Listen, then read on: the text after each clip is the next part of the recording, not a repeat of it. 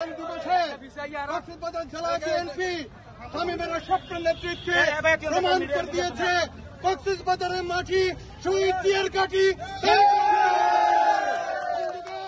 আপনারা জানেন এই স্বৈরাচারী সরকার শেখ হাসিনা পালিয়ে বিদেশে গিয়েছে, সেখান থেকে ট্রামের মাধ্যমে ট্রাম্পকে কেন্দ্র করে বাংলাদেশে একটা স্থিতিশীল সরকার গঠনের চেষ্টা করা হচ্ছে।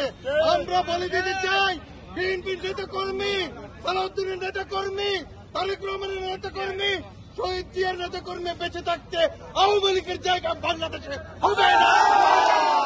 এই মুহূর্তে বক্তব্য রাখার জন্য আমি আবেদন করছি বাংলাদেশ জাতীয়তাবাদী দল কক্সবাজার জেলা শাখার সেক্রেটারি এবং সাবেক পাবলিক প্রসিকিউটর জননেত্রী অ্যাডভোকেট শামীমের স্বপ্ন। বিসমিল্লাহির রহমানির রহিম।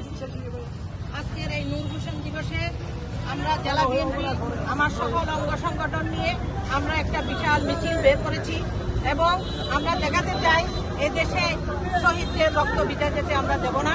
5ই আগস্টের আগে যে শহীদরা, হাজারো শহীদ যারা রক্ত দিয়েছে, যারা মৃত্যুবরণ করেছে এবং যারা আহত হয়ে এখনো কাতরাচ্ছে, আমরা তাদের প্রতি শ্রদ্ধা জানাই।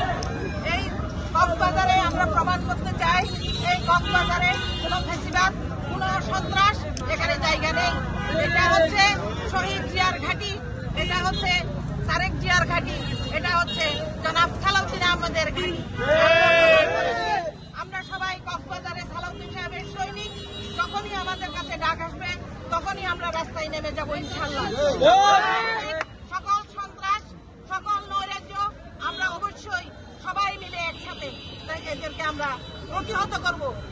এই পথ রেখে এবং সকল শহীদদের প্রতি শ্রদ্ধা রেখে আজকে আমাদের এই মিছিল এখানেই সমাপ্ত।